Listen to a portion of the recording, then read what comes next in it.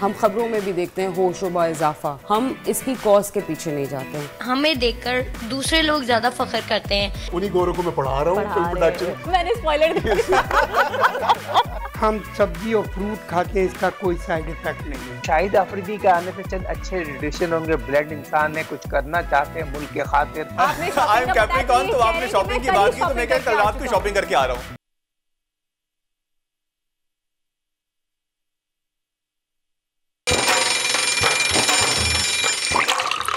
आजकल सबकी ही सुबह आउट ऑफ कंट्रोल है, दुनिया बोल है, दुनिया बोल है।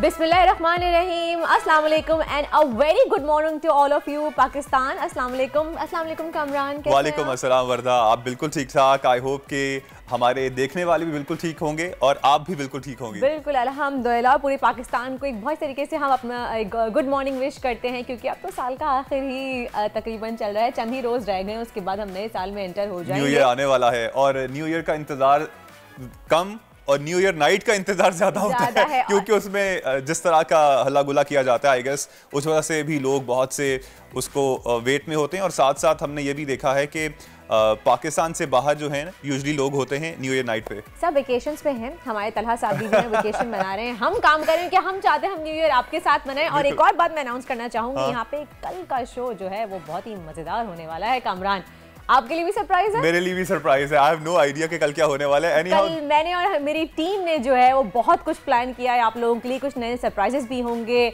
हम कुछ पुरानी यादों को ताज़ा भी करेंगे, तलहा को भी मिस करेंगे, लेकिन कल का शो आपने मिस नहीं करना। लेकिन फिलहाल आज के शो से आगाज कर लेते हैं। से हम प्रोग्राम का आगाज करते हैं। आज के दिन का आगाज हजरत अली रजी अल्लाह ताला अन्हु के कॉल से करेंगे। हजरत अली ने फरमाया कि कुफर पर मुआशरा कायम रह सकता है, लेकिन नाइंसाफी पर कायम नहीं रह सकता। हमारे यहाँ इंसाफ का जो निज़ाम है, अमीर के लिए अलग है, गरीब के लिए अलग है, हुक्मरान के लिए अलग है, ऑपोजिशन के लिए अलग है। यही कुछ तोशाखाना के मामले में भी हमें दिखाई दे रहा है। वो हुक्मरान जो तोशाखाना से तहाइफ खरीदारी पर खान साहब को नाअहल करवाने पर तुले हैं, उन्हीं हुक्मरानों ने किस तरह नैब इस्लाहात के जरिए अपने खिलाफ तोशाखाना रेफरेंस खत्म करवाए हैं। बिल्कुल सही कह रहे हैं, वो अपने आप में ही एक मिसाल है। वैसे कामरान, इस सारे स्कैंडल पे हम तफसीली बात करें, क्योंकि बहुत से ऐसे तोशाखाना के स्कैंडल्स हैं जो जिनका नाम व निशान कहीं है नहीं। कितनी बड़ी बड़ी गाड़ियां, कितने बड़े बड़े तहाइफ, और एक सेट जिसका वाकया किस्सा बड़ा मशहूर है, उसके बारे में भी हम बात करेंगे आगे चल के अपने शो पे। लेकिन फिलहाल नजर डाल लेते हैं आज की टॉप स्टोरी पर। कप्तान को नसीहत, खुद मियां फसीहत। तोशाखाना से तहाइफ की खरीदारी पर इमरान खान पर तनकीद करने वालों के अपने कारनामे सामने आ गए। बोल न्यूज़ कच्चा चिट्ठा निकाल कर ले आया। आसिफ जरदारी और नवाज शरीफ समेत PDM रहनुमाओं के तोशाखाना से क्या कुछ लूटा है, बताएंगे आपको आज के प्रोग्राम में। एड्स की शरह में खतरनाक हद तक इजाफा। सिंध मुतासरीन सूबा में नंबर 1 46% केसेस का ताल्लुक कराची से निकला है। गैर महफूज जिनसी ताल्लुकात और इस्तेमाल शुदा सिरिंज का इस्तेमाल जानलेवा वायरस के फैलाव की सबसे बड़ी वजह है। माजूर हैं मजबूर नहीं। मुल्तान के मियां बीवी ने तारीख रकम कर दी। स्पेशल ओलंपिक्स में 4 गोल्ड मेडल जीतकर सबको हैरान कर दिया। अदनान और हिना का सफर नौजवानों के लिए मशअले राह है। और लाहौर का पावा अख्तर लावा। सोशल मीडिया पर एक नारे से शोहरत की बुलंदियों को छूने वाले चौधरी अख्तर लावा आज दुनिया बोल है कि मेहमान होंगे। वैसे आपने देखा है कामरान सोशल मीडिया पे ये आज का पावा नहीं, लाहौर का पावा अख्तर लावा, ये बिल्कुल ही एक अलग टर्मिनोलॉजी में कहूंगी। आपको पंजाबी आती है वैसे? नहीं, मैं कोशिश जरूर करती हूँ बोलने की, बट आई लव। हमारे प्रोड्यूसर साहब जो मुदस्सिर हैं वो पूछ रहे थे कि पावा क्या होता है, तो पावा फिर आई थिंक सोर्स और पावर को कहते हैं। नहीं, द पिलर पावा। अच्छा, लाहौर का जो पिलर है ना, दैट इज अख्तर लावा। लाहौर का जो पिलर है वो अख्तर लावा है। क्या बात, अब समझ में आई, अब समझ में आई ये टैगलाइन कि ये क्या है लाहौर का आपने यकीनन फिर वो जो हमारी पंजाबी मूवी है, क्या नाम है उसका? The legend of Maula Jatt. Absolutely, वो नहीं देखी होगी है ना? मैंने वाकई नहीं देखी, और मैंने अच्छा बहुत दफा प्लान किया अपनी फ्रेंड्स के साथ, कजन्स के साथ प्लान भी किया कि आज देखने जाएंगे, लेकिन फिर कुछ क्लिप्स मैंने देखे सोशल मीडिया पे जो उसके वायरल हुए हुए हैं। ट्रस्ट मी, सर के ऊपर से गुजर गए। मैं यूँ देखती रही ना, मैंने कहा ये क्या क्या बोल रहे हैं। मैंने कहा यार मैं मूवी देखने जाऊंगी, मुझे कुछ समझ में भी आएगी, मुझे पहले वेट करना चाहिए कि ट्रांसलेट हो जाए। किसी ट्रांसलेटर को भी लेके जाना पड़ेगा और फिर वो आपको बताएंगे कि वैसे मैंने भी बाय द वे नहीं देखी है, तो आई हैव नो आइडिया कि पहले से ही मैं कह दूं कि यार वो कैसी पंजाबी इस्तेमाल हो रही है। लेकिन अगर पंजाबी इतनी भी आपको आती नहीं है बहुत गाड़ी पंजाबी इस्तेमाल हुई है वैसे उस मूवी के अंदर प्रॉपर, क्योंकि हमारे जो स्टार्स हैं उनको भी काफी दिक्कत का सामना करना पड़ा है ड्यूरिंग। अच्छा, बाय द वे हम कल भी यही बात कर रहे थे कि इवन जो स्टार्स हैं उनको भी पंजाबी नहीं आती थी, वो भी उनके लिए भी पंजाबी नहीं थी। एक शॉट के लिए 86 टेक्स लिए थे, तो आई वाज लाइक ये हम बात तो करें मूवीज पे चले गए, टॉप स्टोरीज की बात कर लेते हैं। बिल्कुल, टॉप ट्रेंड्स की जिक्र कर लेते हैं। टॉप ट्रेंड्स पे चले जाते हैं। टॉप ट्रेंड्स की बात करें तो इस वक्त सोशल मीडिया पर Pakistan versus New Zealand top trend कर रहा है। टॉप ट्रेंड में कल से अब तक 19,000 से ज्यादा सार्फिन इस हवाले से ट्वीट्स कर चुके हैं। याद रहे कि पाकिस्तान और न्यूजीलैंड के दरमियान टेस्ट सीरीज जारी है, जिसके बायस ये टॉप ट्रेंड कर रहा है। आपने कल का मैच देखा था कमरान? बिल्कुल भी नहीं देखा होगा, यानी कि आप क्रिकेट के शौकीन नहीं है। बिल्कुल भी नहीं। और वही अफसोस के साथ हम दोबारा से जो है जिस तरह से हमने मैच खेला है, इंग्लैंड के बैटर्स ने बहुत जबरदस्त परफॉर्मेंस दी, उनकी बैटिंग लाइन बहुत जबरदस्त थी। अगला ट्रेंड जो कर रहा है वो भी ओडीआईज कर रहा है, जिसमें है टॉप ट्रेंड में शामिल है न्यूजीलैंड के खिलाफ वनडे सीरीज के स्कोर जो है स्क्वाड के ऐलान से सारिफीन कुछ खफा से नजर आ रहे हैं, जिसकी वजह से ये टॉप ट्रेंड में बना हुआ जो स्क्वाड सेलेक्ट हुआ है उसे ना जो फैंस हैं क्रिकेट के वो नाखुश हैं। और अब तक तकरीबन हजारों कुछ हजार से ऊपर ही कुछ सारिफीन जो है वो इस पे ट्वीट कर चुके हैं। उनका कहना है कि जी ये क्या आपने स्क्वाड सेलेक्ट किया है, ऐसा नहीं होना चाहिए। फखर की बात भी कर लेते हैं। फखर जो है वो भी टॉप ट्रेंड कर रहे हैं। कौमी खिलाड़ी फखर जमान वो शामिल नहीं है ना ओडीआई टीम से ड्रॉप कर दिया गया है, जिसकी वजह से सोशल मीडिया सार्फिन जो हैं वो खफा भी हैं और शर्जील को ऐड किया गया है। अब good luck to Sharjeel and better luck next time. Fakhar यही कह सकते हैं? हाँ यही कह सकते हैं, इसके अलावा कुछ कह सकते हैं। या हम यही कह सकते हैं कि तुम जीतो या हारो हमें तुमसे प्यार है। जब भी हार जाती है हमारी टीम कहते हैं कोई बात नहीं, बेटर लक नेक्स्ट टाइम। लेकिन एक और चीज भी की जाती है, उसके बाद आगे बढ़ते हैं कि पाकिस्तान के पास जो बेस्ट चीज है ना वो ये है कि हमारे पास हर मौके की मुनासिबत से जीतने के हवाले से भी गाने मौजूद हैं और हारने के हवाले से भी मौजूद है। हमारे पड़ोसी मुल्क है उनके पास कम से कम ये गाना मौजूद नहीं है, हारते हैं तो उनको गालियां ही पड़ती हैं, गाना सुनने को नहीं मिलता है। खैर आगे बढ़ते हैं और बात कर, जैसे हम जिक्र कर रहे थे तोशे खाना के बारे में, आपको बताएंगे हम डिटेल्स निकाल के लेके आए कि तहरीक इंसाफ फैसला कुन मरहले की जानिब गामजन हो चुका है और शाह महमूद की क़यादत में अरकान असम्बली आज स्पीकर कौमी असम्बली से मुलाकात करेंगे। स्पीकर राजा परवेज अशरफ कहते हैं कि इकट्ठे आने की ज़रूरत नहीं है, हर मेंबर अलग अलग आएगा, इस्तीफ़ा लिखे फिर तस्दीक करूंगा। मजीद इस हवाले से उन्होंने क्या तफसीलात हैं, क्या मजीद डिटेल्स हैं, इसकी जानेंगे। हमारे नुमाइंदे इस वक्त वहाँ पे मौजूद हैं। फहद चौधरी हैं इस वक्त, वो वहीं नेशनल असम्बली के बाहर मौजूद हैं, उनसे मजीद डिटेल्स जानेंगे। जी फहद चौधरी बताइएगा क्या तफसीलात हैं इस वक्त? जी देखिए, तहरीक इंसाफ के अरकान असम्बली के मामले पर आज तहरीक इंसाफ का वफ्द शाह महमूद कुरैशी की सरबराही में स्पीकर कौमी असम्बली राजा परवेज़ अशरफ से मिलेगा। इस वफ्द में असद उमर, असद कैसर, कासिम सूरी के अलावा दीगर सीनियर रहनुमा शरीक होंगे। ये वफ्द कायल करने की कोशिश करेगा स्पीकर कौमी असम्बली को कि तहरीक इंसाफ के MNAs ने जो इस्तीफ़े अप्रैल 2022 में दिए थे, आज से तकरीबन 8 माह कबल, उन्हें किया जाए। लेकिन स्पीकर कौमी असम्बली बारहा खतूत के ज़रिए भी तहरीक इंसाफ को ये आगाह कर चुके हैं कि अगर इस्तीफ़े में मंजूर करूँगा तो फ़र्दन अगर अरकान मेरे पास आएंगे, हैंड रिटन इस्तीफ़ा देंगे और उसकी तस्दीक फ़ेस टू फेस करेंगे तो तभी मैं उन्हें मंजूर करूँगा। थोड़ा सा मैं बैकग्राउंड आपको बताता चलूँ। अप्रैल 2022 में जब रिजीम चेंज के तहत हुकूमत तब्दील की गई तो तहरीक इंसाफ के अरकान कौमी असम्बली ने अपनी क़यादत के हुक्म पर इस्तीफ़े दे दिए थे कौमी असम्बली से। लेकिन राजा परवेज़ अशरफ ने एक टूल की तौर पर इस्तेमाल किया इन इस्तीफ़ों को।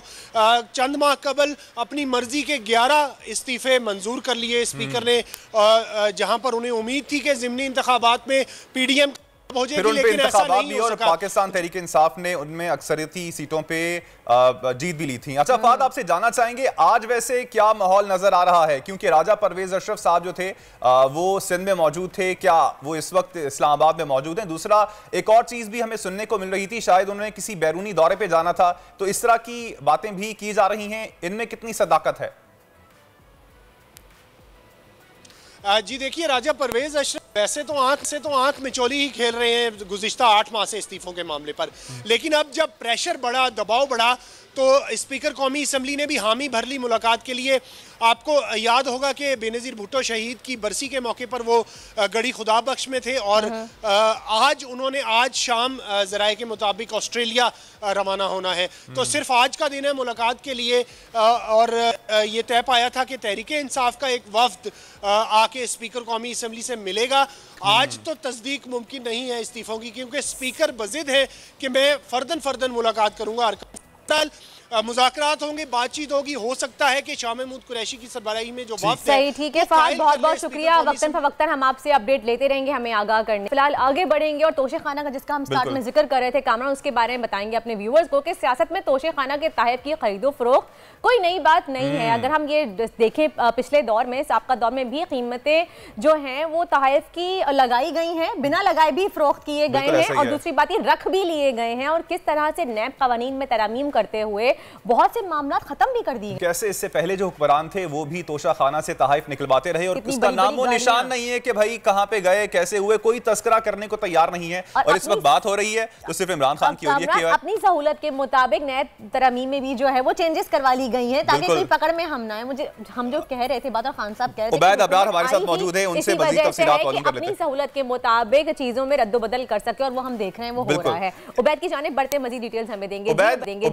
उबैद आपसे जानना चाहेंगे, एक तो बताइएगा अदालत ने इस हवाले से रिकॉर्ड भी मांगा था कि ना सिर्फ चेयरमैन तहरीक इंसाफ इमरान खान बल्कि इससे पहले जितने भी तोशा खाना में तहाइफ आते रहे उनकी तफसीलात फराहम की जाएं। तो इस हवाले से क्या डेटा मुरतब किया गया है और कब तक अदालत में पेश किया जाएगा? देखिए, इस हवाले से ऐसा है कि अदालत इससे पहले भी बहुत काफ़ी दफ़ा माजी में तोशा खाना से जिन जिन लोगों ने तहाइफ हासिल किए हैं उसकी डिटेल इसका रिकॉर्ड निकलवा चुकी है और उसके ऊपर भी बातचीत कर चुकी है। मगर इस हवाले से मैं आपको ये बताता चलूँ कि अभी ये जो गाड़ियों के जो केस तोशा खाना से इन्होंने गाड़ियाँ ली थी यूसुफ रज़ा गिलानी साहब की मदद से, नवाज शरीफ साहब ने और जरदारी साहब ने, इनकी जो कुल मालियत थी वो थी 660 मिलियन और जबकि इन्होंने जो रकम अदा की वो थी सिर्फ 9 मिलियन। 9 मिलियन अदा करके इन्होंने ये 3 गाड़ियाँ वहाँ से तोशा खाना से रिसीव कर ली गई थी जो 15% से भी कम बनती है। और ये आपको ये भी बता दूँ, ये वो दौर था कि जब नवाज शरीफ साहब और छोटे मियाँ साहब शहबाज शरीफ साहब ये ऐलान किया करते थे कि हम जरदारी साहब का पेट फाड़ के करप्शन वाले पैसे जो हैं वो निकाल लेंगे और उनको सड़कों पे घसीटेंगे। तो ये वो दौर था जब उसमें से इन लोगों ने गाड़ियाँ खरीदी। और इसमें से एक और मज़ेदार बात आपको ये बताऊँ कि नवाज शरीफ साहब का जो बयान था वो ये था कि मुझे नहीं पता कि गाड़ी गैर कानूनी तौर पर मुझे दी जा रही है और मैंने इस हवाले से तोशा खाना को या किसी भी सरकारी को कोई दरख्वास्त नहीं दी कि मुझे कोई गाड़ी दी जाए।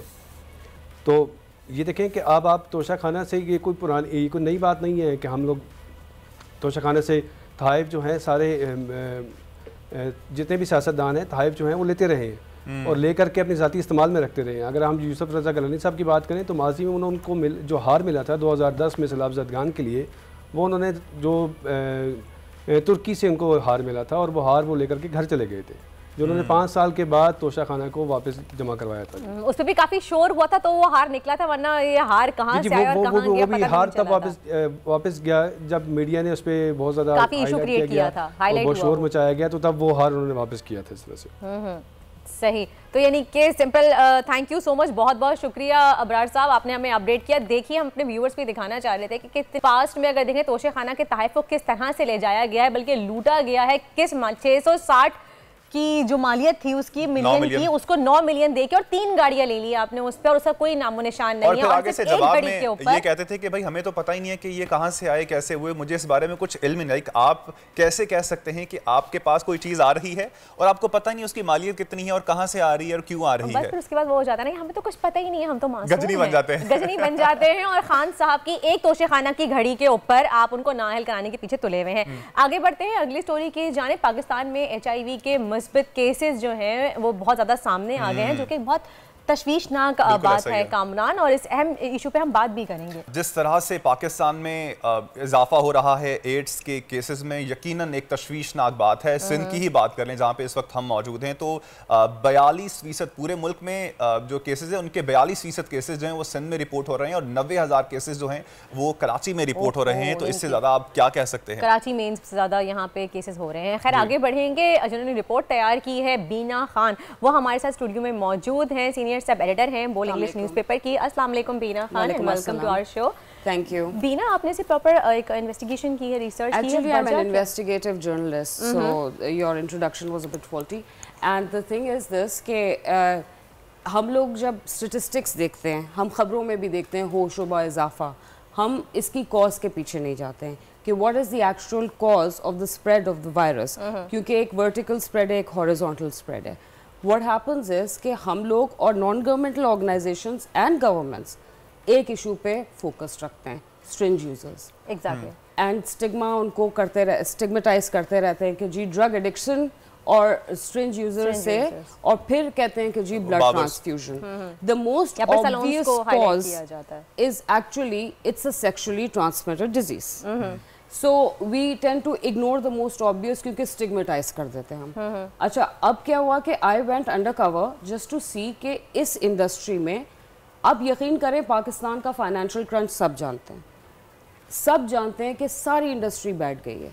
The only industry that's exponentially growing is this industry. Only in Pakistan या फिर all over the world?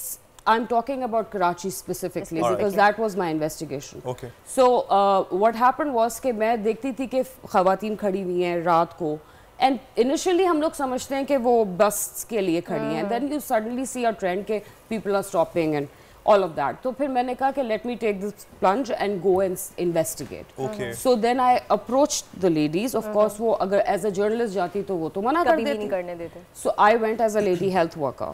Okay. And वो ख़वातीन तो डर गईं, तो वो पीछे हो गई. उनकी जो वो थी मैनेजर, उन्होंने कहा कि अगर आप लेडी हेल्थ वर्कर हैं, दिस वे वी लिव, आप आ जाएं दोपहर को.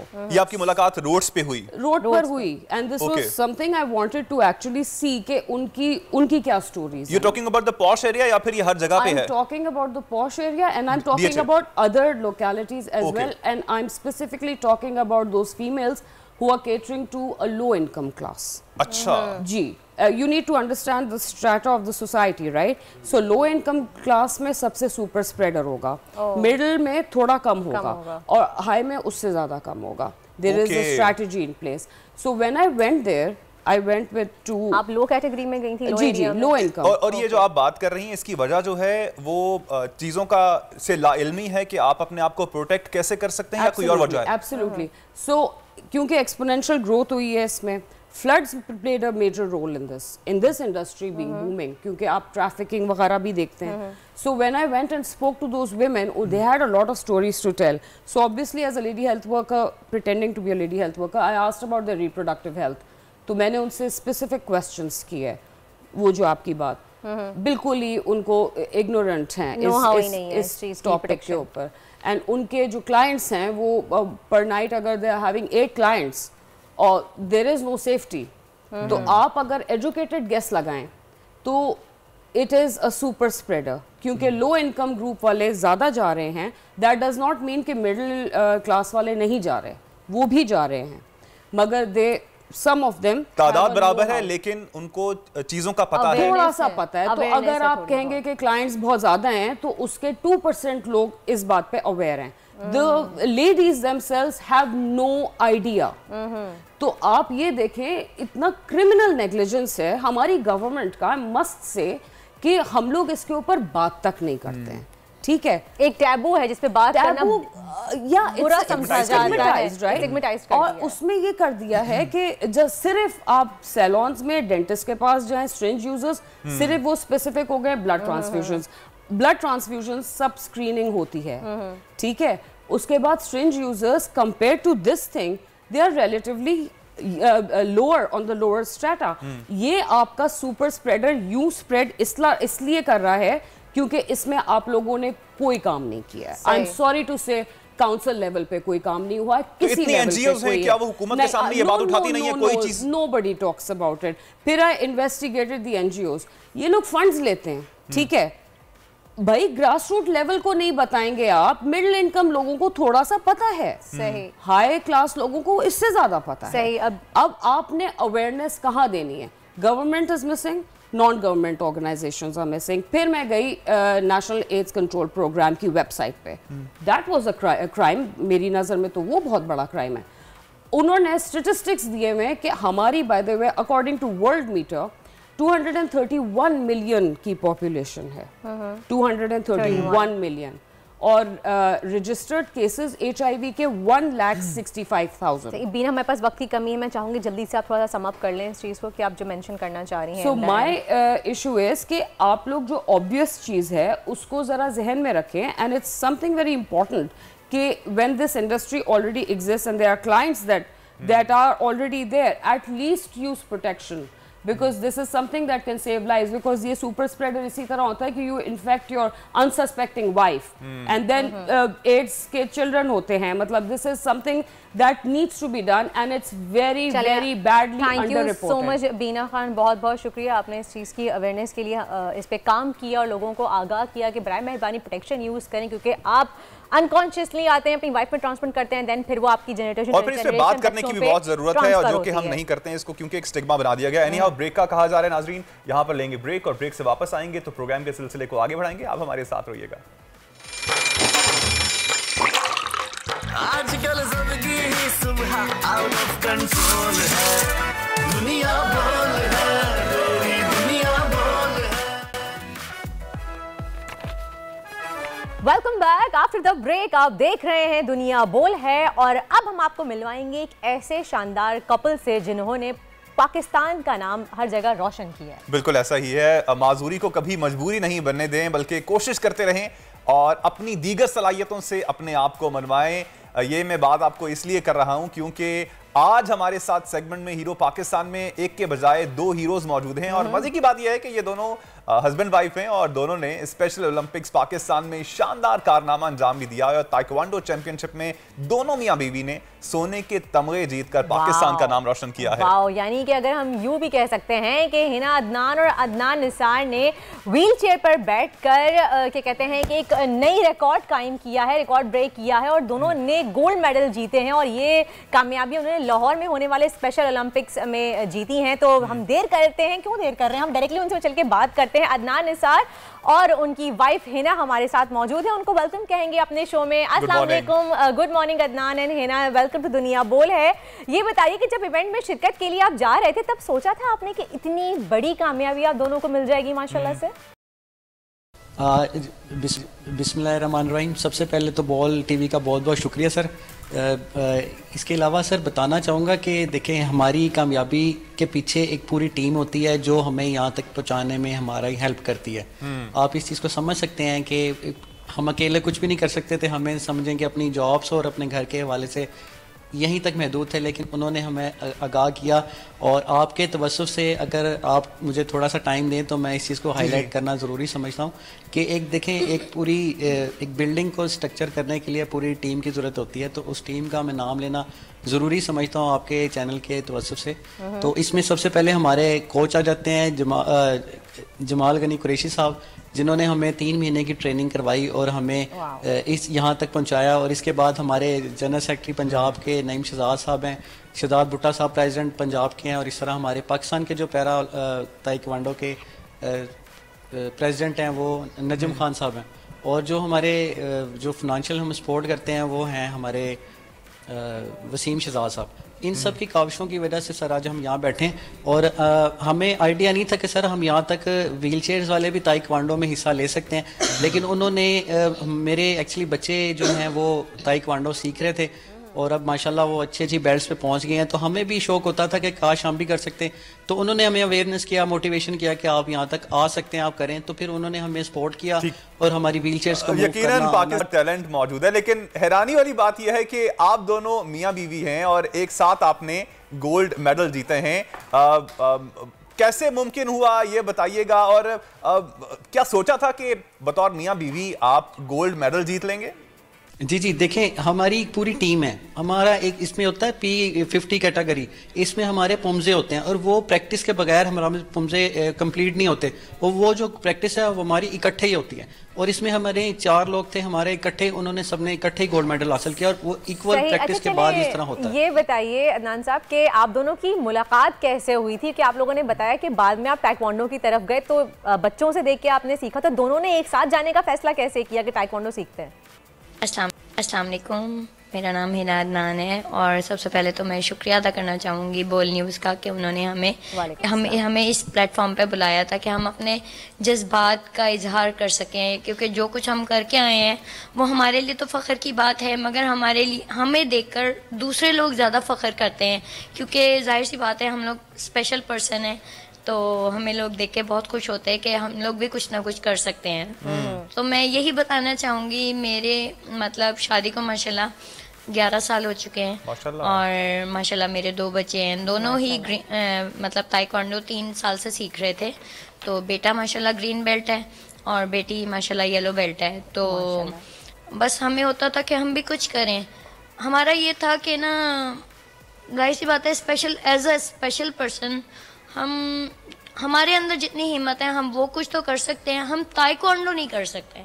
मगर जब हमारे जो कोच सर जमाल कनी साहब हैं, आप जैसा कि इन्होंने जिक्र किया, हमारी पूरी टीम हमारे साथ है, तो उनकी अनथक मेहनत के बाद हम यहाँ पे पहुँचे हैं। उन्होंने हमें हर चीज़ में हौसला दिया, हर चीज़ में उन्होंने हमें सपोर्ट किया। व्हील चेयर्स की शिफ्टिंग, हमारी शिफ्टिंग बेसमेंट में हमारा क्लब है, तो हमारी शिफ्टिंग आसान नहीं होती, वो हमारे साथ हर वक्त साथ होते थे। सही, no doubt it's very difficult, लेकिन आप लोगों की हिम्मत और लगन ने जो है ये कर दिखाया। माशाल्लाह से आप दोनों ने गोल्ड मेडल मशाल्लाह रहा है, बल्कि पाकिस्तान में मौजूद बाकी जो लोग हैं उनके लिए भी, जो डिफरेंटली एबल्ड हैं, उनके लिए मशाल्लाह रहा है। वेल, ये हमारे साथ एक कपल लाहौर से मौजूद थे, जबकि एक कपल हमारे बहुत ही जबरदस्त कपल इस वक्त हमारे साथ स्टूडियो में भी मौजूद है। ये सेगमेंट जो है हमारा उन पाकिस्तानियों के लिए एक जबरदस्त गाइडलाइन देने वाले हैं इस सेगमेंट में, जो फिल्म मेकर बनना चाहते हैं, क्योंकि ये जो ऑसम सा कपल इस वक्त हमारे साथ मौजूद है। मैं इंट्रोडक्शन देना चाहूंगी कामरान यहाँ पे कि आप इनको जानते हैं, अगर आपने आपने हमारे ड्रामे देखे हैं, स्पेशली मूरत का अगर मैं नाम लूँ, एक बहुत ही ज़बरदस्त एक टॉक शो चलता था माँ, जिसको सानिया सईद करती थी, बहुत फेमस था। तो आप इन लोगों को जानते हैं, इन्होंने इतना काम किया यहाँ पे। आप अवार्ड्स की बात कर लीजिए या फिर पाकिस्तान के लिए डॉक्यूमेंट्रीज़ की बात कर लीजिए, पाक आर्मी के लिए सारी डॉक्यूमेंट्रीज़ बनाई है, इतना काम किया। ये बहुत ही यहाँ के फेमस डायरेक्टर हैं और अब इन्होंने 2009 में सोचा कि बस अब मैंने तमाम चीज़ें यहाँ पे अचीव कर ली, अब कुछ नया किया जाए और मुल्क से बाहर जाके पढ़ा जाए। फिर उन्होंने पहले खुद से काम करते रहे, फिर उन्होंने कहा इसमें मजीद तरक्की कैसे मुमकिन हो सकती है, इससे दिल भर गया, कुछ पढ़ भी लेते हैं मजीद। यूके जाके वहाँ पर उन्होंने इंग्लिश PhD किया है इंग्लिश मूवीज में। अब टाइम वेस्ट की बगैर से आपकी मुलाकात करवाते हैं, इनकी ज़बान इनसे कहानी सुनते हैं। इनकी तो हमारे साथ मौजूद हैं यहाँ पे इरम कुरैशी, इनकी वाइफ है, और हमारे साथ मौजूद है कामरान कुरैशी, जो कि पाकिस्तान के बहुत फेमस डायरेक्टर हैं और अब यूके के भी माशाल्लाह से एक बहुत ज़बरदस्त फिल्म मेकर हैं। आप दोनों को वेलकम कहेंगे अपने शो पे। अस्सलाम वालेकुम। वालेकुम सलाम। वर्दा और कामरान, क्या जबरदस्त आपने इंट्रो दिया है। इतनी खुशी हो रही है और बहुत शुक्रिया प्लेटफॉर्म देने का। Thank you very much. अब मैं एक चीज़ देख रहा था, अब ना बहुत कम कपल्स में आपको वो केमिस्ट्री मिलती है, नजर आती है। बिल्कुल ऐसा ही है। माइक लगा रहे हैं अपनी बेगम का कामरान साहब, एंड देन को चाय भी खुद ऑफर कर रहे हैं। घर भी जाना है तो यहाँ पे अनलकी। यू आर माशाल्लाह। मैं भी लकी हूँ, समझा करे घर पे जाना।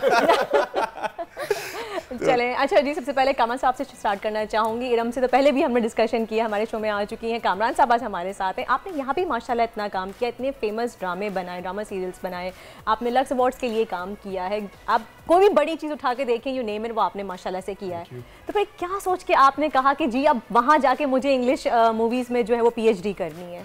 मेरा ख्याल है हर एक्टर का या हर डायरेक्टर का जो भी फिल्म एंड टेलीविजन से ताल्लुक है, उनका ड्रीम होता है कि हॉलीवुड जाके अपना नाम कमाएं। और इंग्लिश लैंग्वेज सिनेमा की जहाँ बात आती है, तो मैंने जब स्टार्ट किया था और जितना मैंने नाम कमाया पाकिस्तान में, उस वक्त मेरे पास कोई फिल्म रिलेटेड डिग्री नहीं थी। अच्छा, इरम का एडमिशन हुआ था मेलबर्न यूनिवर्सिटी में फॉर हर PhD 2009 में, और लोगों ने कहा कि यूके जो है वो ज़्यादा स्ट्रॉन्ग है मीडिया के हवाले से, तो क्यों ना वहाँ आप लोग मूव करें। मैंने तो इरम को कहा था आप जाएं पढ़े और मैं बच्चे संभाल लेता हूँ। साथ पढ़ा वैसे आप लोग एक ही क्लास में होते थे? नहीं, क्लास में तो नहीं। अच्छा, एक ही यूनिवर्सिटी में? नहीं, इरम ने तो खैर ब्रूनेल यूनिवर्सिटी लंदन से किया है। अच्छा। और मैंने मेरा जो इंग्लिश लैंग्वेज PhD है वो फीचर फिल्म्स के ऊपर है, और वो ईस्ट एंग्लिया से है, one of the top 200 university, बहुत बड़ा नाम है। और मेरे लिए ऑनर की बात है कि मैंने वहाँ न सिर्फ पढ़ा बल्कि वहाँ फिल्म एंड टेलीविजन पढ़ाया। अच्छा, अब आप पढ़ा भी रहे? जी, अब मैं इस वक्त सॉलेंट यूनिवर्सिटी साउथहैम्पटन में परमानेंट फैकल्टी मेंबर हूँ, फिल्म प्रोडक्शन पढ़ाता हूँ। कहाँ बचपन में मैं ख्वाब देखता था कि काश में जाके बाहर इंग्लिश लैंग्वेज पढ़ूँ, इंग्लिश लैंग्वेज फिल्म्स के बारे में पढ़ूँ, और आज उन्हीं गोरों को मैं पढ़ा रहा हूँ फिल्म प्रोडक्शन। आप पाकिस्तान के लिए क्या कर रहे हैं? यहाँ के जो लोग हैं, हमारे पाकिस्तानी लोग जो फिल्म मेकिंग में आना चाहते हैं, लेकिन यहाँ पे कहा जाता है कि जी हकीकत भी यही है कि अमीर लोग जो हैं वही से फिल्म मेकिंग में आ सकते हैं, कि वही लोग उसको अफोर्ड कर सकते हैं, फिल्म बनाना भी वही अफोर्ड कर सकते हैं, एक्टर भी वही बन सकते हैं कि वही प्रोड्यूसर होते हैं, एक्टर भी खुद ही आ जाते हैं। तो जो गरीब है या मिडिल क्लास लोग हैं वो फिल्म मेकिंग में आना चाहते हैं, वो कैसे पढ़ें? अच्छा, मैं समझता हूँ कि अब आज के दौर के बाद जहाँ टिकटॉक और बहुत सारे प्लेटफॉर्म्स आ चुके हैं जहाँ हम रोजाना मूवीज बना के डाल रहे हैं, we all are film makers, हम रोजाना तस्वीरें खींच रहे हैं और वो बना रहे हैं। और दूसरा, पाकिस्तान में बहुत अच्छी अकेडमीज हैं भी, अगर बहुत ज़्यादा पैसे हैं तो ऑब्वियसली उसके लिए बजरीज भी मौजूद है इन फिल्म इंस्टीट्यूशंस में, पाकिस्तान में भी और बाहर भी हैं, कि आप जिस यूके में इस तरह से भी है कि आप एडमिशन लें और बाद में ओवर द 30 इयर्स आप थोड़े थोड़े करके पैसे उतारते रहे, उस वक्त उतारें जब आप कमाना शुरू करें। अगर पाकिस्तान में इस तरह की फैसिलिटीज नहीं है तो मेरा ख्याल है मजीद लाई जा सकती है कि जिसमें वो बच्चे जिनके पास पैसे नहीं है और वो पढ़ना चाहते हैं। कामरान, मैं चाहूंगा कि इरम को भी शामिल गुफ्तगू किया जाए। इरम, इससे पहले कि मैं ये पूछूं कि पाकिस्तान में जो खवातीन हैं उनको आप क्या कहना चाहेंगी, उनको अगर फिल्म मेकिंग करनी है कैसे करनी चाहिए, लेकिन इससे पहले मैं आपसे पूछना चाहूंगा, is he a good husband or a better director? He's a very good husband, no doubt. If you compare it, him being a director, then नहीं, उन्होंने मतलब शायद लोगों में ये होता हो कि मेरी बीवी क्यों पढ़ेगी या मेरी बीवी क्यों ये काम करेगी। उन्होंने तो मुझे खुद से पहले मुझे एडमिशन दिलवा के मुझे बोला कि भाई आप जाएं और पढ़ें। जब यूके भी गए तब भी मेरा पीएचडी पहले खत्म हुआ, उनका बाद में हुआ, तो हर तरह की आज़ादी सपोर्ट किया आपको। तो यहाँ की जो खवातीन हैं जो कि आपको देख रही हैं और आपको आइडल भी मानती होंगी, क्या कहना चाहेंगी उनको? कौन कौन सी मुश्किलात आपको फेस की आपने इस सारे सफ़र के अंदर, और उनको वो चीजें नहीं, वो गलतियां नहीं दोहरानी चाहिए जो आपने शायद की? Being a woman, यानी क्या? Being a woman, बहुत सारी मुश्किलात थी। जब मैंने अपना पीएचडी किया तो मैं उस वक्त फुल टाइम जॉब भी करती थी, फुल टाइम पढ़ा भी, और उसके अलावा पीएचडी के दौरान ही मेरे यहाँ एक बेबी भी हुआ। तो ये सारे फुल टाइम काम थे जो मैंने किए और कोशिश की कि विद इन टाइम मैं पूरा भी कर जाऊँ। तो वर्क एंड होम लाइफ जो है उसको बैलेंस करना वो एक बहुत मुश्किल चीज़ होती है।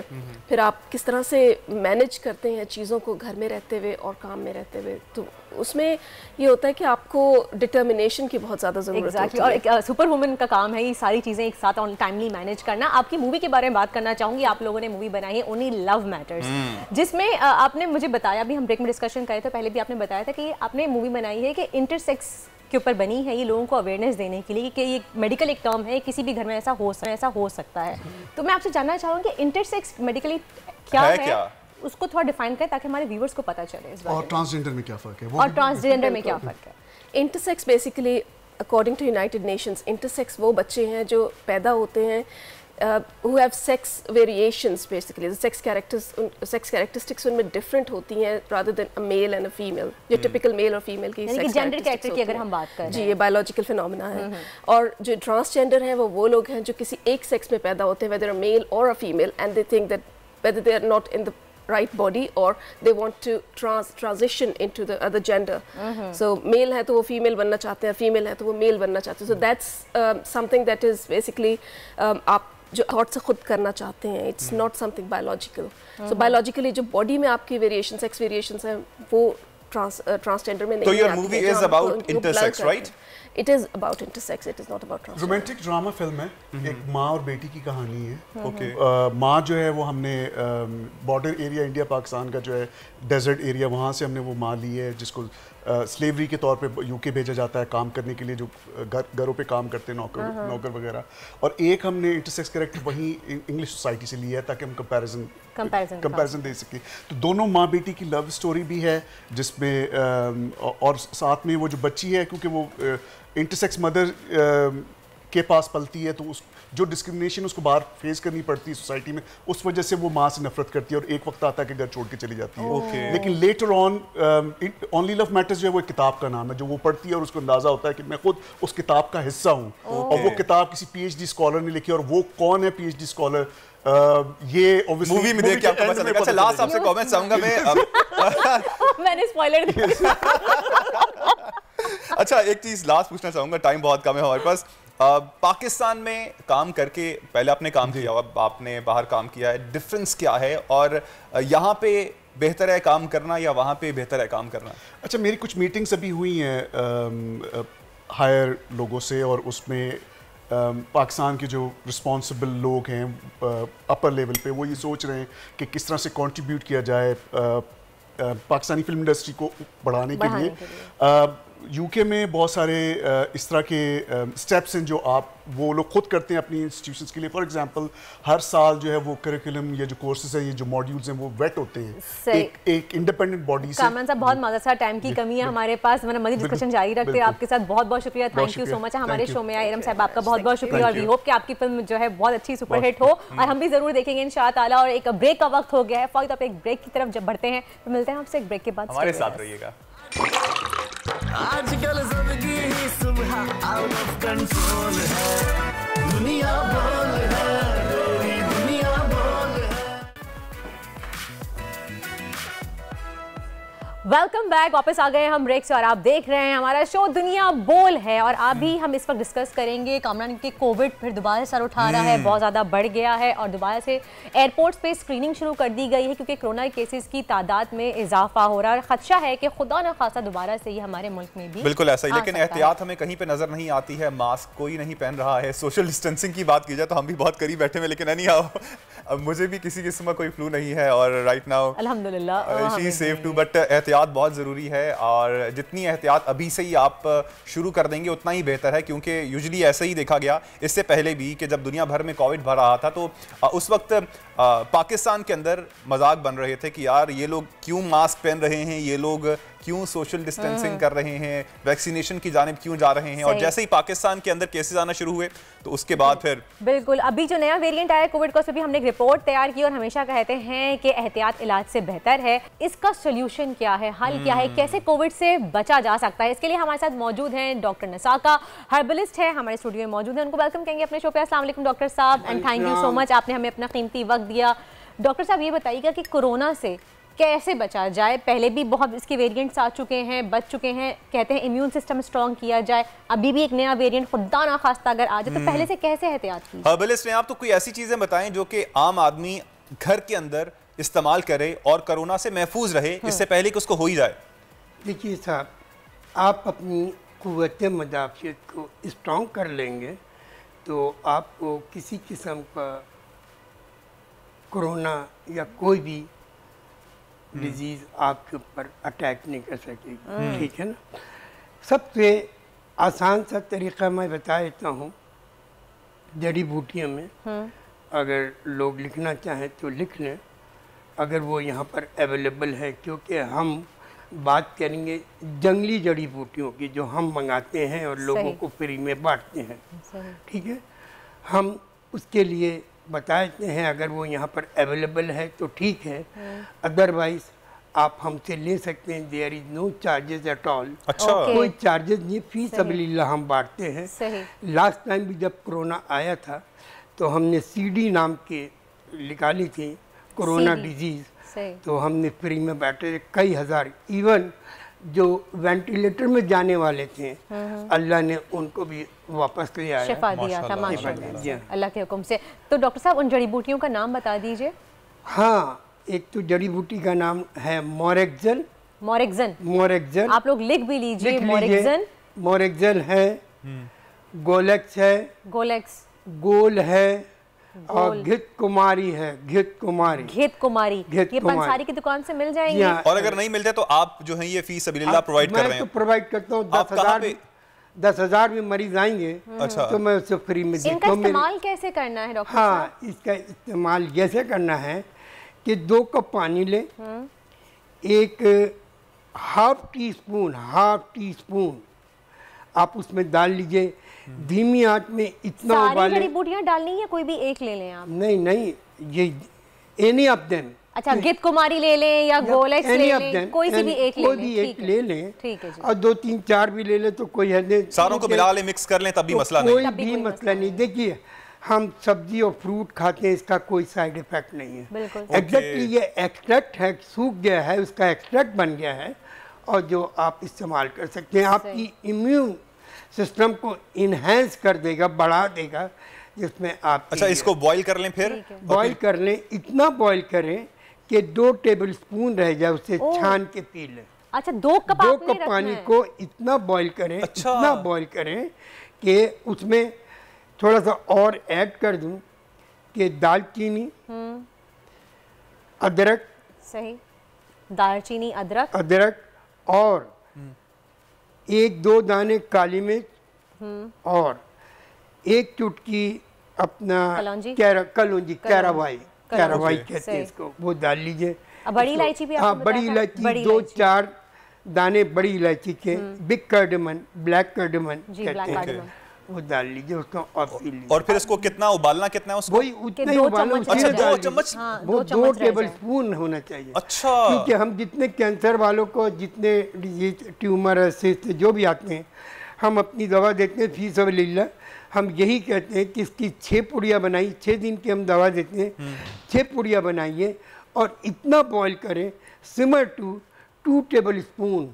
और धीमी आंच पे बॉईल करना है, बिल्कुल धीमी आंच पे, तेज आंच पे करेंगे तो बहुत सारा एवापोरेट हो जाएगा। और डॉक्टर साहब बता दीजिएगा, ये जो आप जड़ी बूटियों का नाम बता रहे थे जो कि सिर्फ जंगल से आप लेके आते हैं, हाँ। उनके बारे में बताइएगा, वो आपसे कहाँ से ले सकते हैं, कैसे कांटेक्ट कर सकते हैं आपसे? देखिए, मेरी DHA में क्लिनिक है, north Nazimabad matric board office में क्लिनिक है और एक शाह फैसल में है।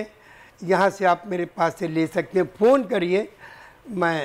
आप सोशल मीडिया पे भी जा सकते हैं, डॉक्टर नसाका के नाम से सोशल मीडिया पे भी आपके पेजेस हैं, इंस्टाग्राम पे, फेसबुक पे, आप गूगल पे भी सर्च कर सकते हैं, आपको डॉक्टर नसाका डाल के आप गूगल में भी जा सकते हैं। अच्छा, कोरोना के हवाले से भी आपसे पूछना चाहूँगा, ये जो हमने देखा था कि इससे पहले सना मक्की का भी जिक्र किया जाता रहा कि ये कोरोना का इलाज है, ये किस लिए इस्तेमाल होती है? देखिए साहब, मैं किसी के बारे में बुरा तो नहीं बोल सकता। सना मक्की जो कहा है, ये सिर्फ एक लैक्सेटिव है, यानी कॉन्स्टिपेशन अगर किसी को हो गया है तो रिलीज द कॉन्स्टिपेशन। और ये ज्यादा भी नहीं खानी चाहिए, वरना आपको लूज मोशन हो जाते हैं, आपका स्टमक खराब हो जाता है। खराब हो जाता है, बिल्कुल नहीं। क्योंकि सना मक्की कहते हैं कि जब आप वेट लॉस के लिए दवाइयों में मिक्स करके किसी के साथ इस्तेमाल की जाए, वेट लॉस वो भी गलत है। सही, ये आप सिर्फ कॉन्स्टिपेशन के लिए, अगर आपको कब्ज की शिकायत है तो उसमें आप इस्तेमाल कर सकते हैं, वो भी रिक्वायर्ड क्वांटिटी। हवाले से एक चीज मैं जरूर बोल दूं लोगों को, शायद लोगों को मालूम नहीं है, कॉन्स्टिपेशन रिलीज करने के लिए लोग इसबगोल की भूसी हस्क लेते हैं। It should be avoided. बोलो क्यों? उसे कभी नहीं लेना चाहिए। क्यों? कभी नहीं लेना, इसलिए नहीं लेना चाहिए। आप एक गिलास ले, पानी ले, उसमें वो हस्क तो डाल दीजिए, 2 दिन के बाद देखेंगे कि वो सेडिमेंट हो जाएगा, जम जाएगा। बिल्कुल ठीक है ना? तो इसी जिसने भी ये इस्तेमाल किया होगा, जिसने भी इस्तेमाल किया फॉर कॉन्स्टिपेशन के लिए, तो उसके जॉइंट में सेडिमेंट हो जाता है जॉइंट में, और फिर बाद में वो जगह फट जाती है। तो ये रेकमेंड क्यों करते हैं? ये तो आमतौर पे लोग इस्तेमाल ही तो उसी को करते हैं। अब इसमेगोल का ही इस्तेमाल किया जाता है कॉन्स्टिपेशन के लिए। क्या करना चाहिए इस्तेमाल? आप क्या सजेस्ट करेंगे, क्या करना चाहिए? देखिए सुनिए, कॉन्स्टिपेशन के लिए लैक्सेटिव सबसे अच्छा है, और भी कुछ उसमें यह है कि इसको अगर कोई लेगा तो उसको कैंसर, ब्लड कैंसर नहीं होगा। क्या लेने से? Castor oil. कैस्टर ऑयल का इस्तेमाल कैसे करना है? देखिए, कैस्टर ऑयल को आधा कप पानी ले लें, वार्म वाटर, ल्यूक वाटर, और उसमें 1 टेबल स्पून या 2 टेबल स्पून डाल दीजिए और उसको ले लीजिए। अच्छा, ये जो नॉर्मल शॉप्स में मिलता है, मेडिकल से, जो नॉर्मल कैस्टर ऑयल, वही वाला आप लेके इस्तेमाल कर सकते हैं खाने में? बिल्कुल कर सकते हैं। और पानी में या दूध में डाल के आप पी लें? दूध तो लेना ही नहीं चाहिए, दूध तो कॉन्स्टिपेशन करता है, दूध शुड बी अवॉइडेड। मैं किसी अपने कैंसर पेशेंट वालों को, किसी को दूध यानी प्रोटीन एनिमल, अच्छा ये बताइए, सबसे मजबूत और हैवी जानवर कौन है जंगल में? हाथी। क्या हाथी दूध पीता है? नहीं। हाथी गोश्त खाता है? तो हाथी खाता क्या है? हरे पत्ते की सब्जियां खाते हैं। ये खाइए। मैं तो नाइट्रिक ऑक्साइड खाता है, मैं भी नाइट्रिक ऑक्साइड खाता हूँ। सही है। अच्छा, कोविड के हवाले से अब सर मैं चाहूँगा कि हम टॉपिक के हवाले से ही बात करें। कोविड जो है सर, अब क्योंकि अब आ भी रहा है, एक तो आपने बतौर हर्बलिस्ट क्या रिसर्च की है वजूहात के हवाले से भी और क्योर के हवाले से भी, कि बहुत से लोग हमने देखा है कि वेंटिलेटर पे भी चले जाते हैं, तो उससे भी वापस आने का हर्बल के जरिए इलाज मौजूद है? बिल्कुल मौजूद है साहब। पहले ज़माने में यही तो होता था, आज तो एलोपैथी के, पहले ज़माने में क्या था, ये था। और ये मैं बता दूं, जब आपका इम्यून डिस्टर्ब हो जाता है, बॉडी का इम्यून डिस्टर्ब हो जाता है, तो आपको परेशानी हो जाती है। तो इम्यून पावर को आप स्ट्रॉन्ग कर लीजिए। मेन आप इसका कोविड का सोल्यूशन जो है वो यही है कि आप अपने इम्यून सिस्टम को स्ट्रॉन्ग रखिए, हेल्दी चीज़ें लें, हेल्दी डाइट लें, आपका इम्यून सिस्टम स्ट्रॉन्ग रहेगा, आप कोविड से बच सकते हैं। देसी मुर्गी, सॉरी आपकी बात नहीं, देसी मुर्गी सही को दालचीनी, काली मिर्च, अदरक, लहसुन डाल के जरूर लीजिए और उसमें हल्दी जरूर डालिए। यखनी बना। अच्छा, हल्दी का भी कहा जाता है कि आजकल सर्दियों का मौसम है तो कह रहे हैं कि वो आंबा हल्दी चल रही है, वो दर्द के लिए अच्छी होती है, वो अच्छी है, वो अच्छी, वो इस्तेमाल कर सकते हैं। उसका वो बहुत तेज गर्म तो नहीं है, बहुत से लोग कहते हैं कि जी कोविड में इस्तेमाल नहीं, बिल्कुल नहीं। और सर कोविड के हवाले से एक तो चीजें आपसे और पूछना चाहूंगा। एक जो मास्क का इस्तेमाल हम करते हैं, क्या आप वो भी रेकमेंड करते हैं? Should be avoided. बोलिए क्यों? जी, जो कार्बन डाइऑक्साइड हम छोड़ते हैं वो फिर रिवर्स आप ले लेते हैं, और इससे लंग्स पे भी आपके असर पड़ता है। आप कंटिन्यू लगा के रखते हैं, बच्चे लगा के रखते हैं 8-9 घंटे। आप वहीं पर कार्बन डाइऑक्साइड जब लेंगे तो आपको तो लंग्स। लेकिन सर डॉक्टर्स भी तो इस्तेमाल करते हैं ना अब इसको, जब आप ऑपरेशन थिएटर में होते हैं, और यहाँ से बचने के लिए फिर क्या किया जाए? अब आपने, देखिए मैं तो इसको रिकमेंड नहीं करूँगा, डॉक्टर कर रहे हैं तो बहुत अच्छी बात है, करते रहें। वो आप ये देखिए कि जो आप कार्बन डाइऑक्साइड बाहर छोड़ रहे हैं और उसी को रिवर्स आप ले रहे हैं, इनहेल कर रहे हैं, तो वो आपको क्या मुतबादिल भी आपकी नजर में कि इसके अलावा फिर क्या किया जाए बचने के लिए? कोविड से बचना है तो अच्छी चीज मैं बता देता हूँ। कोविड से बचने के लिए आपकी कुव्वत मदाफियत कैसे स्ट्रांग होगी, कैसे? हाँ, ये सुन लीजिए, शायद कोई नहीं भाई। अभी आप और मैं 1% सपोज 1% ऑक्सीजन में हम और आप जिंदा है, जो सांस ले रहे हैं ना हम और आप। अब फजर की नमाज के बाद जरा सुन लीजिए, बहुत इंपॉर्टेंट बात कर रहा हूँ, इससे ना कैंसर होगा ना किसी किस्म की कोई बीमारी होगी। मैं सबको ये बताना चाहता हूँ, सुन लीजिए। आप फजर की नमाज जैसे खत्म हो 10 या 15 मिनट के अंदर अंदर आप इनहेल करें और रिटेन करें अपनी, यानी उस वक्त वो ओजोन होती है, अभी हम ऑक्सीजन ले रहे हैं, उस वक्त ओजोन होती है और हम 1% ऑक्सीजन से हम जिंदा, और आप और हम जिंदा है ले रहे हैं ना, उस वक्त 1 करोड़% है। तो ऑक्सीजन का काम क्या है? ऑक्सीजन का काम जलाना है। सही। लेकिन डॉक्टर साहब कहते हैं कि सुबह के वक्त में अब तो पोल्यूशन इतनी ज्यादा हो गई है, वो ओस पड़ रही होती है, तो आप बाहर सहन में खड़े होकर अपने घर में कहीं भी आप कर सकते हैं। बिल्कुल कर सकते हैं। और सुन लीजिए, दूसरी बात यही बताता हूँ, आप अपनी बॉडी को इलेक्ट्रिक तो दो। अब आप बोलेंगे इलेक्ट्रिक कहाँ से लेकर आएंगे, यही बोलेंगे ना, सॉकेट में हाथ दे दें। नहीं, किसी में भी नहीं। आप ऐसा करें कि आप जमीन में नंगे पैर चलें। सही। ओके। नंगे पैर और घास, मैदानों में जाएं नंगे पैर। मैं तो जंगल में नंगे पैर ही घूमता था। अब यहाँ पर पहनने जैसा देश वैसा भेष करना पड़ता है, मगर आप जितना इलेक्ट्रॉनिक अपने जिस्म में लेंगे तो आपकी इम्यूनिटी पावर बहुत स्ट्रांग रहेगी और ना आपको किडनी, ना हाई ब्लड प्रेशर। डॉक्टर साहब हमारे साथ ही मौजूद रहिएगा, हमने आगे सेगमेंट की तरफ बढ़ना है। जावेद मियादाद साहब भी आपके बड़े दोस्त हैं, तो हम क्रिकेट के हवाले से ही बात करना चाहेंगे। पाकिस्तान न्यूजीलैंड के दरमियान टेस्ट सीरीज जारी है और पहले टेस्ट मैच के तीसरे रोज न्यूजीलैंड ने 6 विकेटों के नुकसान पर 440 रन बना लिए हैं और इसे पाकिस्तान पर 2 रन की अब बर्तरी हासिल हो गई है। खेल खत्म हुआ तो केन विलियमसन 105 पर मौजूद थे और दूसरी जानिब हम बात कर लें अगर कैप्टन्स के हवाले से ये भी काफी नई चीज कल हमें देखने में आई है कि पहले तो बाबर आजम जो थे वो बीमार थे, जिसकी वजह से वो मैच खेलने ना आ सके, लेकिन फिर जैसे ही जो है पहले फिर उनको कहा गया कि 12th खिलाड़ी को कहा गया, रिजवान को कहा गया, फिर उसके बाद वापस बाबर आ गए। हमारे साथ इसी हवाले से बात करने के लिए हमारे क्रिकेट एक्सपर्ट साजिद खान साहब मौजूद। साजिद साहब बहुत शुक्रिया आपके वक्त का। सर सबसे पहले तो मैं बात करना चाहूंगा क्या हुआ कल? क्या पाकिस्तानी टीम्स को रूल्स पता नहीं है? 12वें खिलाड़ी को आपने बना के कैप्टन भेज दिया, फिर अंपायर ने बताया आपको, रेफरी ने बताया कि भाई 12th मैन कैप्टन नहीं बन सकता है, फिर सरफराज को कप्तान बनाया गया, फिर ऐसे हुआ कि बाबर आजम वापस आ गए। कल क्या होता रहा? कुछ ऐसी क्या इनसिक्योरिटी थी साजिद साहब बाबर आजम को कि उन्होंने एक दिन के लिए बर्दाश्त नहीं किया, और जो इतने बीमार थे कि वो मैच खेलने नहीं आ सके, एकदम अचानक से वो ग्राउंड पहुंच गए?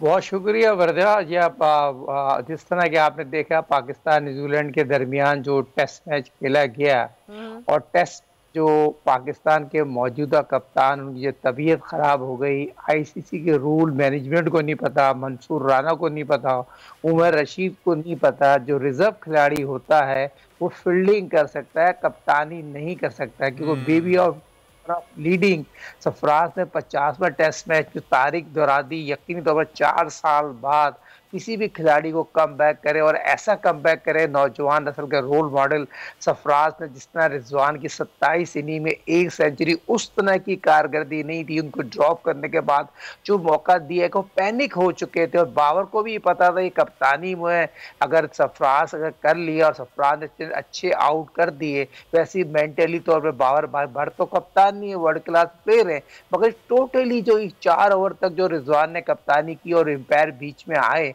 तो मैनेजमेंट की नाअहली कहूँगा, मंसूर राना, उमर रशीद की नाअहली है। क्या इतने अरसे से मंसूर राना मैनेजर मौजूद है, 5 साल से, उनको ये नहीं पता आईसीसी का रूल क्या है, क्या होना चाहिए था? सर फिर सरफराज बनाए गए कप्तान और फिर बाबर वापस आ गए, क्या समझते हैं? कुछ जेलसी है, इनसिक्योरिटी है कि अगर सरफराज एक दिन कप्तानी कर भी लेते तब क्या फर्क पड़ जाता? वो इतना सख्त बीमार होने के बावजूद जब पता चला कि सरफराज को कैप्टन बनाया गया, फौरन मैदान में पहुंच गए। तला और वदरा बात ये हो रही है, जिस तरह की सरफराज, जिस तरह पाकिस्तान के तीनों hard captain, world class wicket keeper, और आखिरी 2019 में जो उन्होंने आखिरी टेस्ट मैच खेला था, 10 कैचेस पकड़े थे। किसी भी खिलाड़ी के लिए कमबैक करना नामुमकिन होता है 4 साल बाद, और जिस तरह सरफराज ने कमबैक किया, ये मिसाल नहीं मिलती पाकिस्तान में।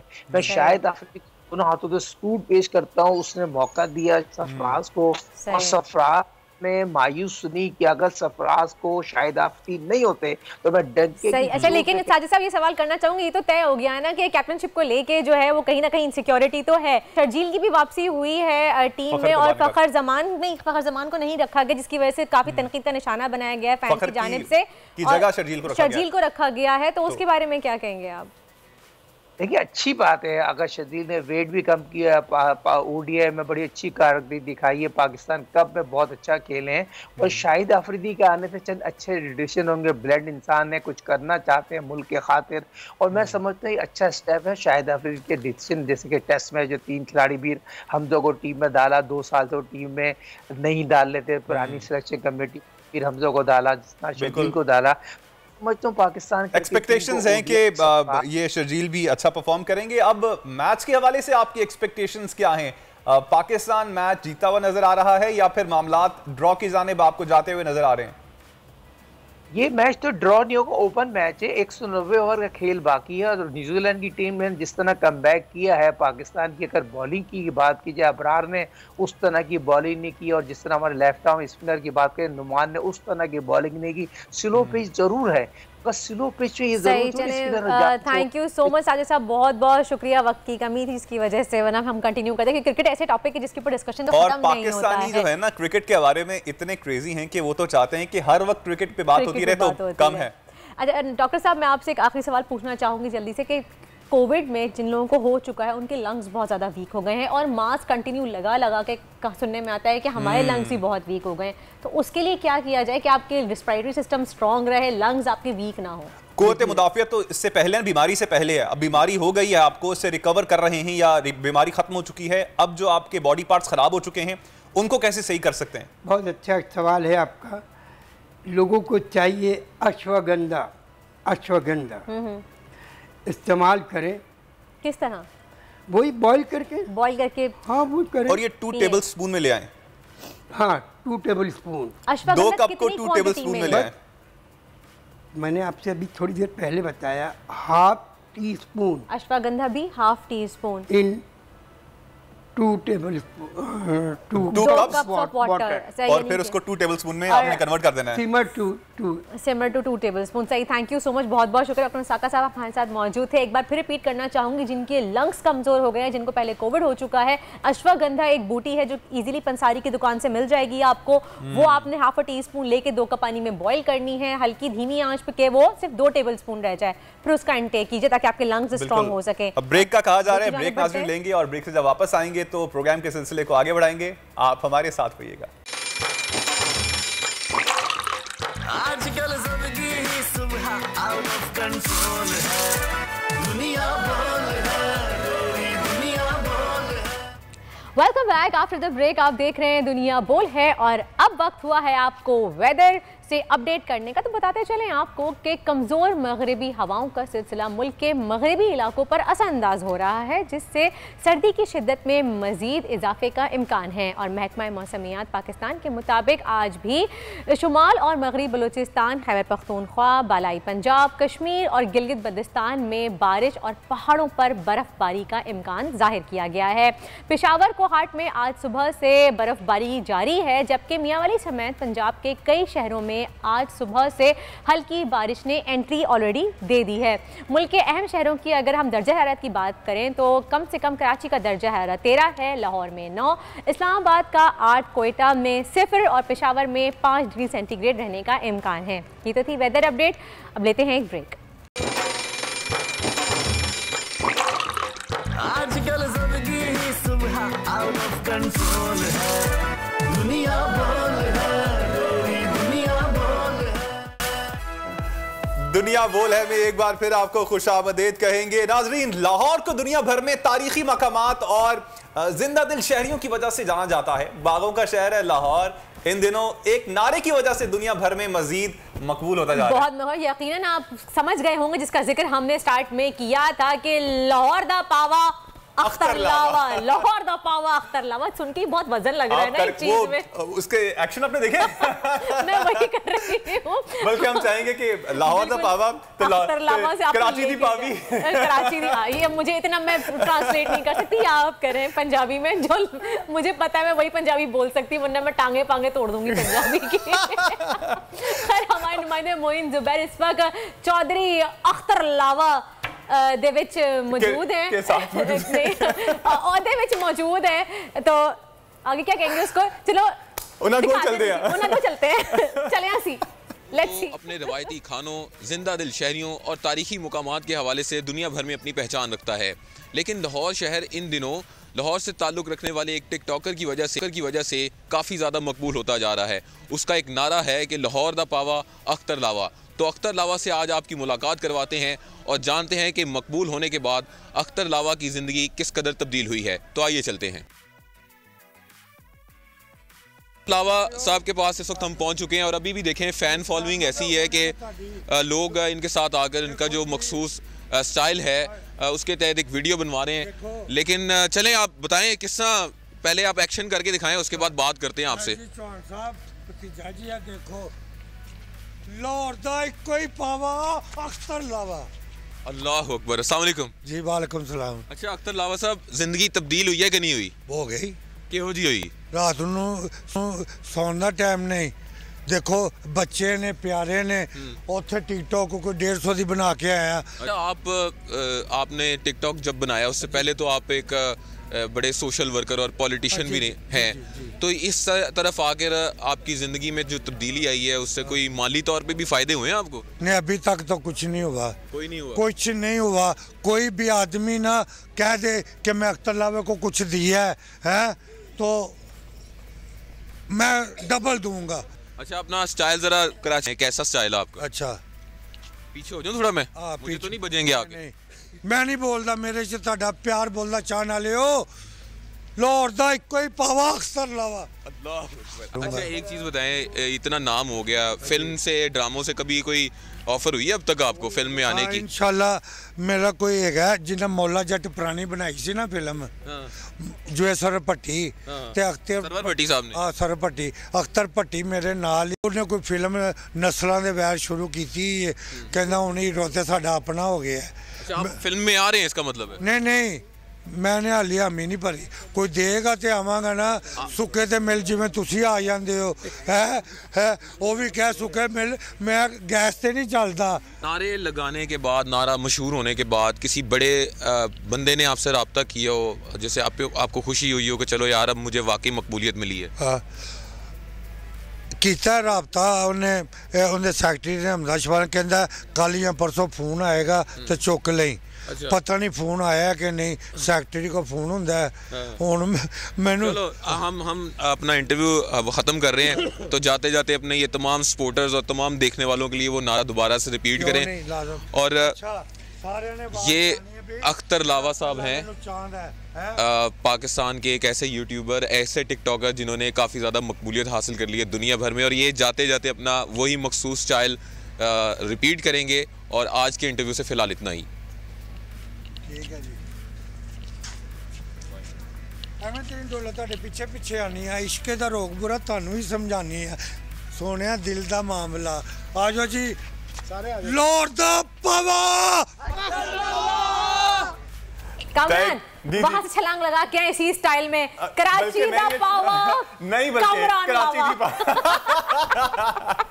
अच्छा ये आपने बिल्कुल मेरे अल्फाज सील लिए। मैं ये चाह रहा था कि आप ना एक्शन लगाते हुए आए और कहें कि कराची दी पावी वर्दा लावी। शूट नहीं कर रहा ना, मैं चाह तो रही हूं करना, लेकिन इसके लिए अगर चेयर पे बैठे बैठे तो खैर हो नहीं सकता। आप आई इंसिस्ट एब्सोल्युटली नॉट लगा के आए। एनीहाउ नेक्स्ट सेगमेंट नहीं, अब ऐसी बात कुछ भी नहीं होने वाली। नेक्स्ट सेगमेंट पे जानी पड़ेगी।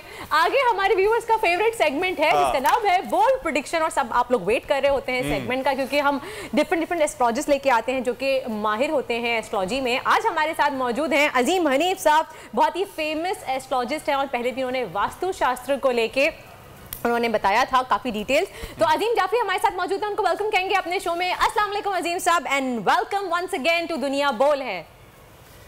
Thank you very much. कैसे हैं आप? अल्हम्दुलिल्लाह, आप कैसे हैं अजीम साहब? अजीम साहब कुछ अब सियासत की बात से ही आगाज करते हैं।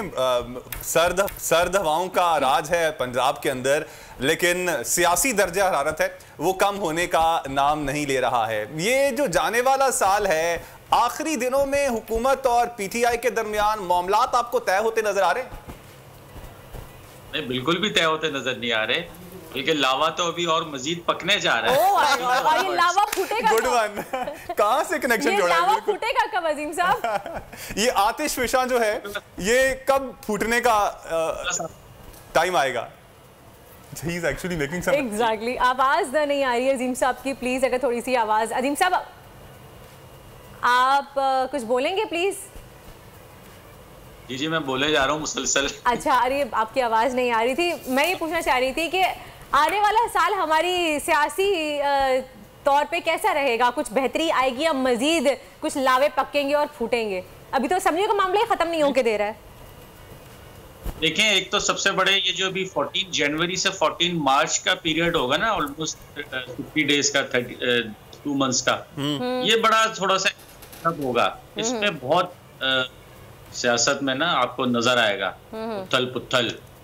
इवन के क्या कहते हैं, बस अल्लाह खैर करे, सदके दिया करें, क्योंकि जलजलों का भी यही पीरियड होता है।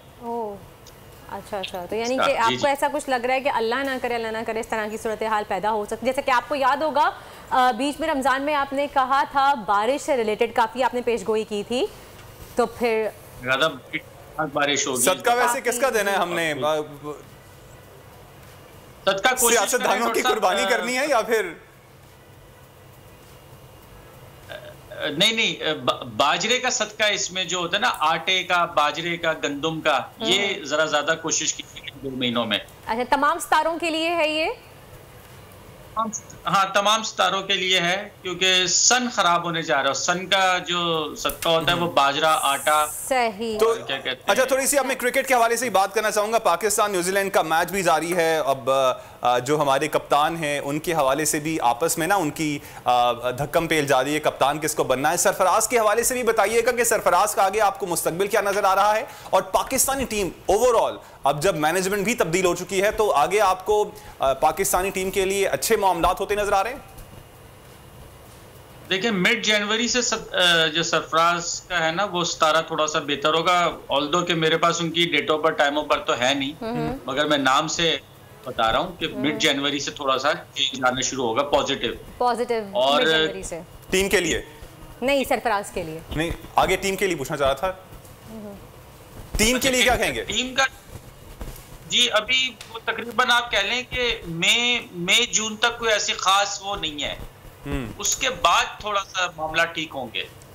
सही। अच्छा अजीम साहब ये बताइएगा कि नया आने वाला साल शुरू होने वाला है और आपने हमेशा आगाह किया है कोई भी काम कमर अकरब के दरमियान शुरू ना करें, तो क्या आप बताएंगे कि आने वाले साल में इस तरह का मामला कब आ रहा है ताकि लोग उस चीज से गुरेज करें? वो तो हर महीने 2 दफा आता है, 2 दिन के लिए। अच्छा जी, और जनवरी में कब आएगा फिर? दिसंबर का निकल चुका है और जनवरी का कब आएगा? मैंने देखा नहीं क्योंकि आप आज अनएक्सपेक्टेड क्वेश्चंस कर रहे हैं, तो उसके लिए तो तैयारी। चलिए आप एक काम करें, सितारों के हवाले से बता दीजिए कि आने वाला साल सितारों के हवाले से कैसा रहेगा, आने वाला महीना और नया साल। एरी से स्टार्ट करें। हाँ अच्छा बिल्कुल करें। अच्छा ये जो है ना आपका सवाल कमर दर अकरब का, ये मैं नेक्स्ट शो में जनवरी की डेट्स बता दूंगा। चलें डन, जनवरी की और फेब की आप डेट्स बता दीजिएगा। शादी कोई ट्रैवल कोई इंपॉर्टेंट काम ना करें। बिल्कुल। अच्छा भाई ये है कि अभी जो चेंज आया है, वीनस चेंज हो गया, मरकरी चेंज हो गया, कैप्रिकॉर्न में चले गए, ठीक है। तो सबसे पहले एरीज वालों के लिए बहुत अच्छी खुशखबरी है, फाइनेंशियली गेन्स हो सकती है इनको 1 महीने में, जनवरी में, मतलब अब आज चेंज हुआ है तो। और क्या कहते हैं, शादी के मामला, प्रमोशन के मामला, जॉब, बिजनेस, जो भी चाह रहे थे, एरीज जिनका मून साइन या असेंडेंट है, ये याद रखिएगा जहन में, वो उनका एक अच्छा हो गया। उसके बाद टॉरस वालों का कोई इंटरनेशनल ट्रैवल हो सकता है, इनकी कोई दिली मुराद पूरी हो सकती है, इनके कोई ऐसा मामला था जिसमें मिसाल के तौर पे कोई खुदा ना करे कोई कोर्ट कचहरी का मामला हो, वो इनका सॉल्व होता नजर आता, तो उसमें ये जीत सकते हैं इंशाल्लाह। जेमिनी वालों को थोड़ा सा एहतियात करना होगा। वो एहतियात इस लिहाज से कि वो शायद कुछ अपनी इन्वेस्टमेंट करने जाएं कि भाई ये कर लूँ वो कर लूँ, तो मैं ये उनको कहूँगा this is not right time for investment. और क्योंकि अभी उनका अपना लॉर्ड 8th हाउस में चला गया है, तो वो डबल माइंडेड हुए हुए, करूँ ना करूँ, तो कहते हैं ना जिस काम में आप वो हो शक हो उसको छोड़ दें, तो अभी मेरा मशवरा वो ना करें।